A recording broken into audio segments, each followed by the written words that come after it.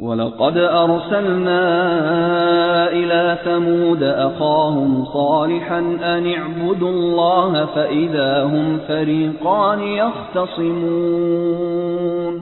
And we sent to Thamud their brother Saleh, peace be upon him, with the message, "Serve Allah," but all of a sudden they became split into two quarreling factions.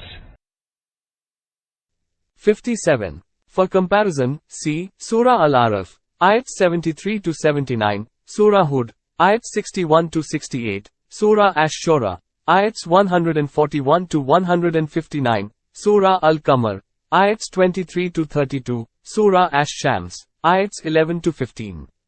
58. That is, as soon as the Prophet Saleh, peace be upon him, embarked on his mission, his people were divided into two groups, the believers and the disbelievers, and a conflict started between them as stated elsewhere in the Quran. The chiefs of his tribe, who were full of pride, said to those who had believed from among the oppressed people, "Do you know it for certain that Saleh is a messenger from his Lord?" They replied, "Indeed, we believe in the message with which he has been sent." But those who had arrogant assumption of superiority, said, "We deny that which you believe." Surah Al-Araf, Ayats 75-76. One should note that precisely the same situation arose in Makkah at the advent of the Prophet Muhammad, peace be upon him. The nation was divided into two factions and a conflict started between them. Therefore, this story fully applies to the conditions in which these verses were revealed. قال يا قوم لم تستعجلون بالسيئة قبل الحسنة لولا تستغفرون الله لعلكم ترحمون. Saleh, peace be upon him, said, "My people, why do you wish to hasten that evil rather than good should come upon you? Why should you not seek pardon from Allah so that mercy be shown to you?" 59. That is, why do you hasten in asking for a torment instead of some good from Allah? The following saying of the chiefs of the Prophet Saleh's people has been related at another place, "O Saleh, bring that scourge with which you threaten us, if you really are one of the messengers." Surah Al-Araf, Ayat 77. قالوا اطيرنا بك وبمن معك قال طائركم عند الله بل أنتم قوم تفتنون. They said, "We augur ill of you and those who are with you." Saleh, peace be upon him, replied, "Your augury is with Allah. The truth is that you are a people who are being tried." 60. One meaning of what they said is, "Your movement has proved to be an evil omen for us. Since you and your companions have revolted against the ancestral religion, one or the other calamity is befalling us almost daily, because our deities have become angry with us." In this sense, this saying is similar to the sayings of most of those polytheistic nations who regarded their prophets as ominous. In Surah Yasin, for instance, a nation has been mentioned, which said to its prophet, "We regard you as an evil omen for ourselves." Ayat 18. The same thing was said by the Pharaoh's people about the prophet Moses, peace be upon him. Whenever a good time came, they would say, "This is but our due," and when there was a bad time, they would ascribe their calamities to Moses and his companions. Surah Al-Araf, Ayat 130. Almost similar things were said in Makkah about the Prophet, peace be upon him. The other meaning of their saying is this: "Your advent has stirred up divisions in our nation. Before this we were a united people, who followed one religion. Your ominous coming has turned brother against brother, and separated son from father." This very accusation was being brought against the Prophet, peace be upon him, by his opponents over and over again. Soon after he started his mission of inviting the people to the faith, the delegation of the chiefs of the Quraysh, who went to Abu Talib, had said, "Give up to us this nephew of yours. He has opposed your religion and your forefathers' religion and has sown discord among your people, and has held the whole nation as foolish." On the occasion of Hajj, when the disbelievers of Makkah feared that the visitors from outside might be influenced by the Prophet, peace be upon him, they held consultations and decided to approach the Arab tribes and tell them, "This man is a sorcerer, who by his sorcery separates son from his father, brother from his brother, wife from her husband, and man from his family. 61. That is, the truth is not that which you understand it to be. The fact which you have not yet realized is that my advent has put you to the test. Until my arrival you were following a beaten track in your ignorance. You could not recognize the truth from the falsehood. You had no criterion for judging the genuine from the counterfeit. Your worst people were lording over your best people, who were rolling in the dust. But now a criterion has come against which you will all be judged and assessed. Now a balance has been set up publicly, which will weigh everybody according to his true worth.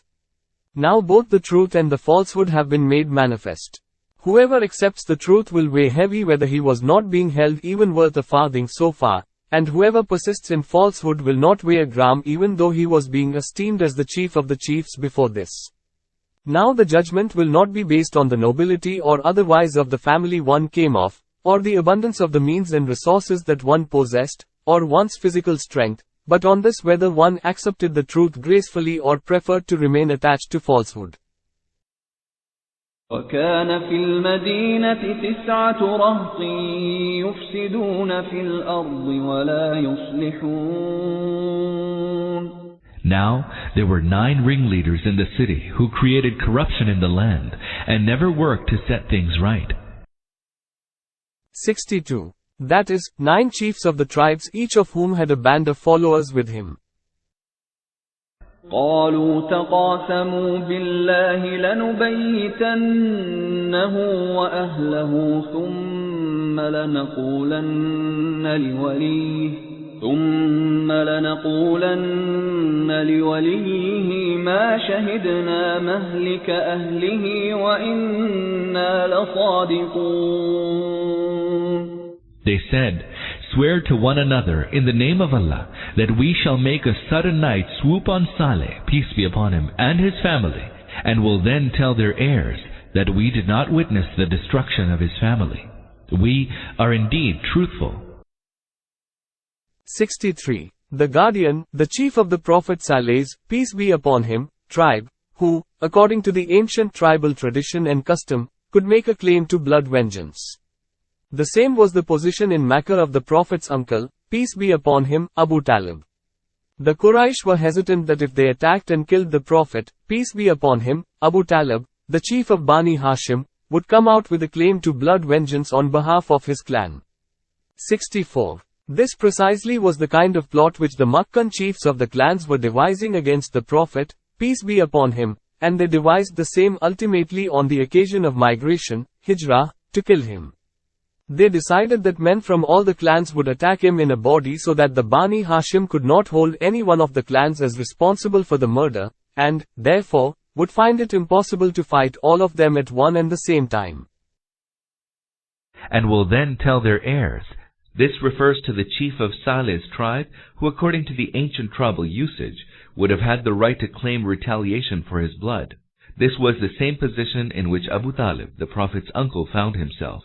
The Meccan unbelievers had refrained from killing the Prophet, peace be upon him, because if they had done so, Abu Talib, the chief of Banu Hashim, would have demanded blood revenge on behalf of his clan.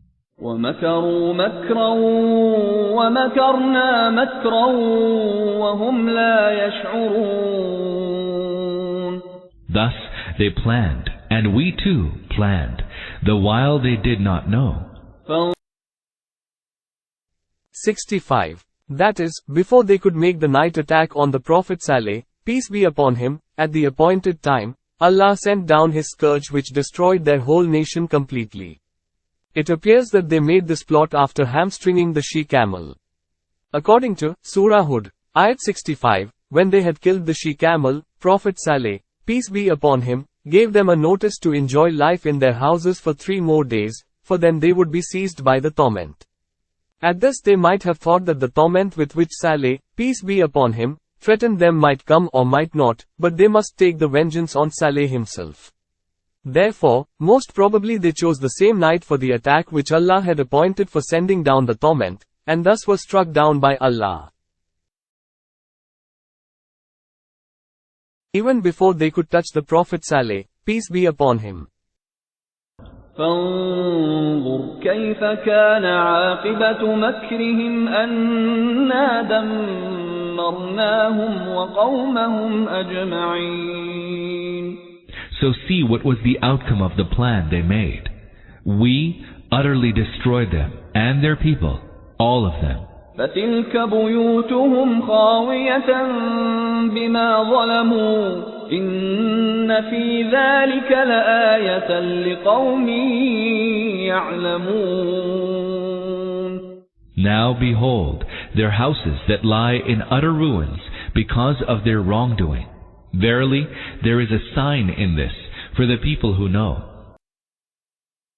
66. That is, the ignorant people will say, there is no link between the Prophet Saleh, peace be upon him, and his she-camel and the earthquake which struck the people of Thamud. These things have their natural causes.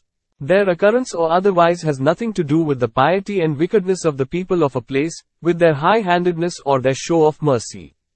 It is meaningless merely to say that such and such a city or land was filled with sin and wickedness, and therefore, it was overwhelmed by flood, or its habitation turned upside down by an earthquake, or it was ruined by a sudden disaster. But the people who possess knowledge know that this universe is being ruled by an all-wise, all-knowing one who is deciding the destinies. His decisions are not subject to physical causes, but the physical causes are subject to his will. His decisions to debase or exalt nations are not taken blindly but with wisdom and justice. In his book of law there is also included the principle of retribution, according to which the wicked are made to suffer for their evil deeds even in this world, on moral grounds. The people who are aware of these realities cannot explain away the occurrence of an earthquake by citing physical and natural causes. They will rather look upon them as the scourge of warning for themselves, and they will learn lessons from it. They will try to understand those moral causes because of which the Creator annihilated a flourishing nation, which He Himself had created. They will divert their conduct and attitude from the track that brings Allah's wrath to the way that joins them to His mercy. وَأَنْجَيْنَا الَّذِينَ آمَنُوا وَكَانُوا يَتَّقُونَ. And we delivered those who believed and were wont to avoid disobeying Allah. وَلُوطًا إِذْ قَالَ لِقَوْمِهِ أَتَأْتُونَ الْفَاحِشَةَ وَأَنْتُمْ تُبْصِرُونَ. We also sent Lot, peace be upon him, and recall when he told his people, "Do you commit shameless acts with your eyes open?"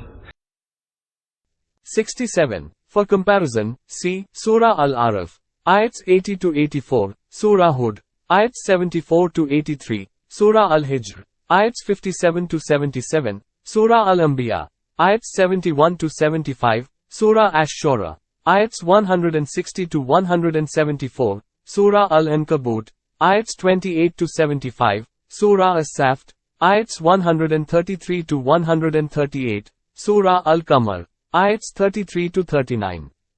68. This can have several meanings and probably all are implied. 1. That you are not unaware of this acts being wicked, but you commit it knowing it to be so.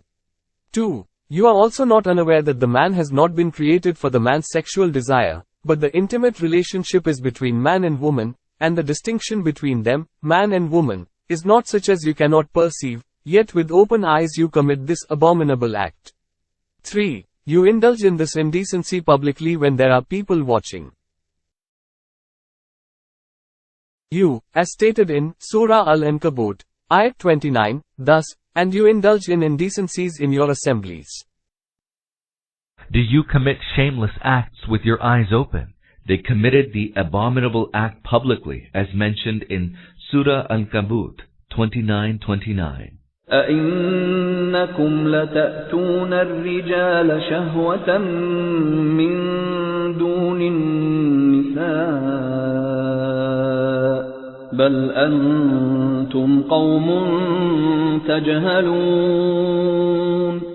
Do you lustfully approach men instead of women? Nay, you engage in acts of sheer ignorance. 69. The word jahalat here has been used in the sense of folly and stupidity. But even if it is taken in the sense of ignorance and lack of knowledge, it will mean, you do not know the evil consequences of your acts. You only know that you are deriving sensual pleasure, but you do not know what severe punishment awaits you for this criminal and heinous pleasure seeking. The scourge of Allah is ready to strike you, but you are engaged in a senseless, filthy game with impunity. فما كان جواب قومه إلا أن قالوا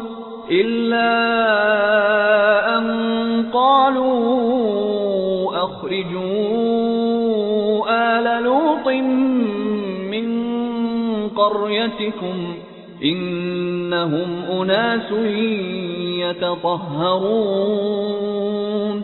But this had only one answer from his people. They said, expel Lot's folk from your city. They pretend to be absolutely clean. فأنجيناه وأهله إلا امرأته قدرناها من الغابرين. Eventually, we saved Lot, peace be upon him, and his family, except his wife. We had decreed that she should be among those who would remain behind. وَأَمْطَرْنَا عَلَيْهِمْ مَطَرًا فَسَاءَ مَطَرُ الْمُنذَرِينَ. And we rained down upon them a rain. It was an evil rain for those who had already been warned. 70. That is, the Prophet Lot, peace be upon him, had already been instructed not to take the woman along because she had to be destroyed along with her people.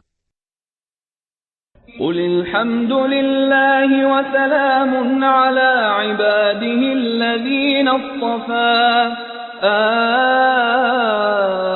اللَّهُ خَيْرٌ أَمَّا يُشْرِكُونَ. Say, O Muhammad, peace be upon him, all praise be to Allah, and peace be on those of His servants whom He has chosen. Ask them, who is better, Allah or the false gods that they associate with Him as His partners? 71. From here starts the second discourse, and this is its introductory sentence. This introduction teaches how the Muslims should begin a speech. That is why the truly Islamic-minded people have always been starting their speeches and discourses with the praise of Allah and salutation on His righteous servants. But now this is looked upon as characteristic of bigotry, and the present-day Muslim speakers have no idea of starting their speech with these words, or feel shy of doing so. 72. Superficially, the question whether Allah is better or the false deities appears to be odd.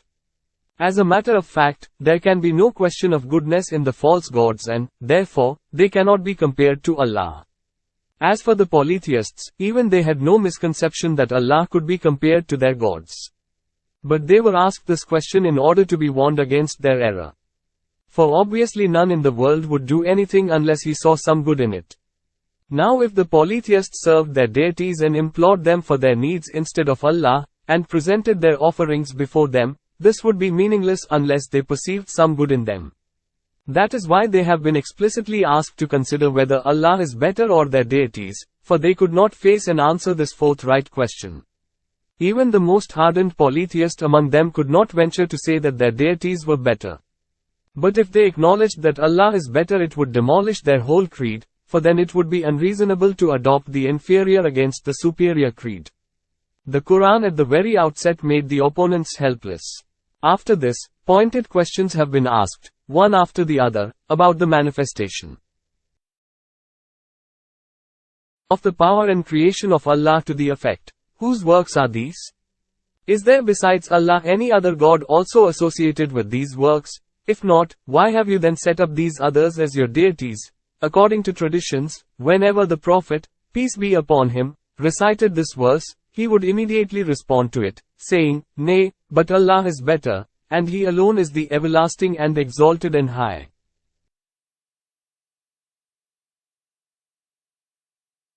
أَمَّنْ خَلَقَ السَّمَاوَاتِ وَالْأَرْضَ وَأَنزَلَ لَكُم مِّنَ السَّمَاءِ مَاءً فَأَنبَتْنَا فأنبتنا به حدائق ذات بهجة ما كان لكم أن تنبتوا شجرها أإله مع الله بل هم قوم يعدلون. Who is it that has created the heavens and the earth and sent down for you water from the sky? Then we caused to grow therewith orchards full of beauty, whose trees you could never grow. Is there any God associated with Allah in these tasks? Nay, they are a people who are veering away from the right path. 73. No one from among the mushriks could answer that someone other than Allah had done these works, or someone else was Allah's associate in doing these. The Quran at other places says with respect to the pagans of Makkah and the Arab mushrikin, if you ask them, who has created the heavens and the earth? They will surely say, the Almighty, the All-Knowing One has created them. Surah Az-Zukhruf, Ayat 9. And if you ask them, who has created them? They will surely say, Allah. Surah Az-Zukhruf, Ayat 87. If you ask them, who sent down rainwater from the sky and thereby raised the dead earth back to life? They will surely say, Allah. Surah Al-Ankabut, Ayat 63. Ask them, who provides for you from the heavens and the earth? Who has power over these faculties of hearing and sight? Who brings forth the living from the dead and the dead from the living? Who controls and directs the system of the universe? They will surely say, Allah. Surah Yunus, Ayat 31. Not only the polytheists of Arabia but of the whole world generally acknowledged, and acknowledge even today, that Allah is the creator of the universe and He alone controls and directs its system. Therefore, none of them could answer this question even obstinately for the sake of the argument that their deities were Allah's associates in those works, for if he had done so, thousands of his own people would have belied him, saying that that was not their belief. This and the other questions that follow not only contain a refutation of the creed of shirk, polytheism, but of atheism as well. For example, in this first very question it has been asked, who has sent down rainwater and caused to spring up by it beautiful gardens? Just consider whether the presence of the substances essential for the growth of countless kinds of plant life, in the soil or near the soil, and the existence in water of those very qualities which are in accordance with the requirements of animal and vegetable life, and the evaporation of this water again and again from the seas and its condensation and raining regularly in different parts of the earth from time to time, and the coordination between the soil and the air, the water, the temperature, etc., conducive to proper growth of plant life and fulfillment of the countless requirements of every sort of animal life, could be just accidental, or the result of the wise scheming and planning the supreme power and will of an all-wise designer. And is it possible that this accident should continue to recur constantly for millions and millions of years? Only an obstinate person who has been blinded by prejudice will regard it as accidental, for no truth-loving, sensible person can make such a senseless claim or accept it.